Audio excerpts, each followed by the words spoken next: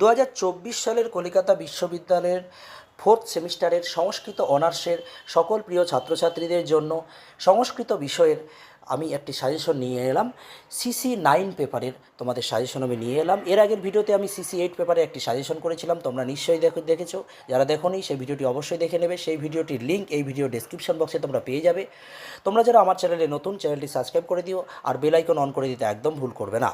তো আজকে আমরা প্রথমেই সেকশন এ থেকে আমরা এখানে চারটে টিকা আমি দিয়েছি। আমি সবগুলো পড়ছি না, তোমরা একটু দেখে নিও। আমি চারটে টিকা দিয়েছি, রুক্মিণী হরণম, পাণ্ডবীজম, এইগুলো তোমরা ভালো করে পড়ে নিও। এরপরে ইউনিট 2, এখানে 5 নাম্বার করে থাকবে কিন্তু টিকা তোমরা বাংলায় লিখতে পারবে। আর তারপরে ইউনিট 2 থেকে আমাদের এখানে ব্রড কোশ্চেন থাকবে। এই ব্রড কোশ্চেন আমি এখানে কটা দিয়েছি, চারটে দিয়েছি বড় প্রশ্ন। এখানে বড় প্রশ্ন চারটের মধ্যে তোমরা আশা করি কমন পেয়ে যাবে, এবং এখানে কিন্তু অবশ্যই সংস্কৃত হরফে লিখতে হবে।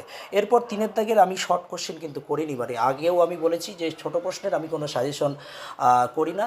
ছোটো প্রশ্ন কিন্তু তোমাদের একটু পড়ে নিতে হবে। বিগত সালের যে প্রশ্নগুলো রয়েছে সেগুলো দেখে তোমরা একটু ভালো করে পড়বে, আশা করি সেখান থেকে কমন পেয়ে যাবে। তারপর আসি 4 নম্বর দাগের।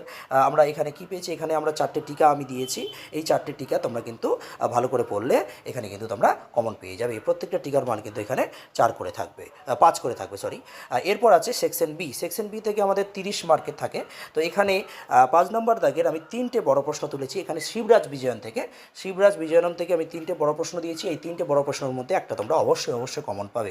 এরপর ইউনিট 2 থেকে আমাদের এখানে একটা নাটক রয়েছে, এখানে 10 মার্ক 10।